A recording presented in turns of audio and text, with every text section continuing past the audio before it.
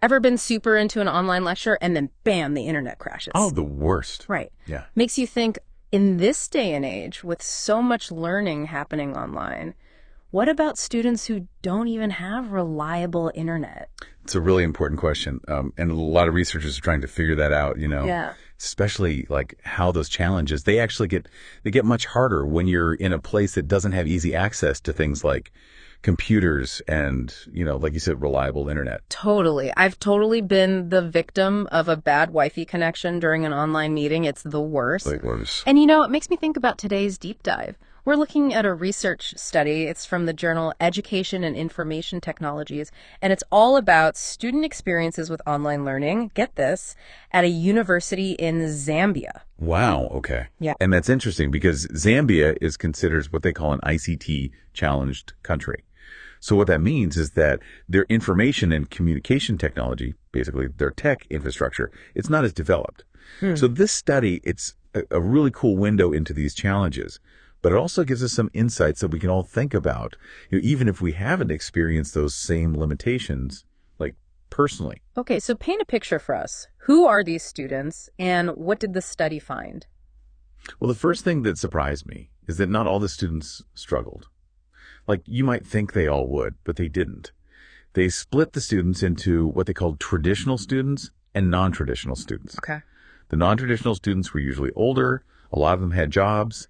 And really importantly, they already had some experience with online learning. And that group actually said they had a good experience overall. Interesting. So they kind of had a head start. Yeah. It makes sense that if you're already familiar with how online courses work and the technology, it'd be easier. But what about the traditional students, the ones coming straight from high school to a mostly online university? What were their experiences like? Yeah, so the traditional students, the ones coming right out of high school, they had a tougher time. And the study really gets into the reasons why, which I think is really interesting. Okay, lay it on me. Why were the traditional students struggling? Was it just that they didn't have good enough computers or fast internet? Well, that's kind of the thing. It's not just about, having the best tech. Having access definitely matters, but what really seemed to matter, like way more, was, get this, digital literacy. Okay, so what does that even mean, digital literacy? I feel like everyone uses that term, but is it more than just knowing how to, use social media or send emails? Totally. It's about having the actual skills to, to really be able to do what you need to do online, especially for school. Think about it. Trying to read a whole research paper on your phone or trying to format a bibliography on that tiny little screen. Yeah, yikes. Right. It's not impossible, but it's not easy. And then on top of that, you got to learn how to use the online learning platforms, participating in discussions, figuring out if a source is legit. Like, how do you even know? Oh, and then making sure your assignments are formatted right when you submit them. It's a lot. Totally. It's like I can follow a recipe and bake cookies. Maybe they're even good, but that doesn't make me a pastry chef. You know what I mean? It's like different tools, different techniques, even if some of the ingredients are the same. Exactly. And that's the point. The study, they're saying universities can't just expect students to show up with these skills, these digital skills, especially the students coming straight out of high school. They might not have had the chance to learn in those different online environments, and it puts them at a real disadvantage. So are you saying there's like a hidden curriculum, these digital skills that you need to succeed in online learning, but no one's actually teaching them? Yes. And the researchers in this study, they're saying that universities, they need to be offering more support, like actual training on how to use these online platforms and how to develop those digital skills. Like, it's essential. It's like they're being told to run before they can walk, Right.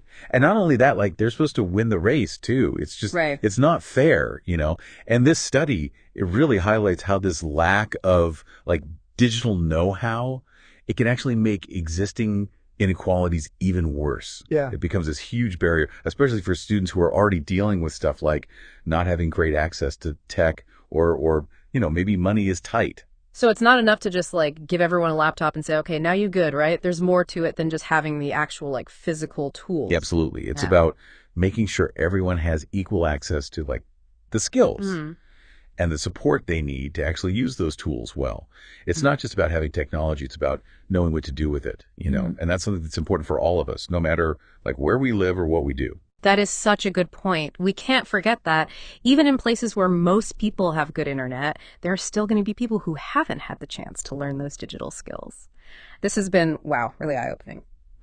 Okay, so for everyone listening, what are the key takeaways from this deep dive into online learning in Zambia? Well, I think the biggest takeaway is that giving people technology, it's not enough, right? We need to Yeah. fix this digital literacy gap. And we got to make sure students have the skills to learn effectively online. Like that is so essential, especially in places like Zambia where they might not have as many resources.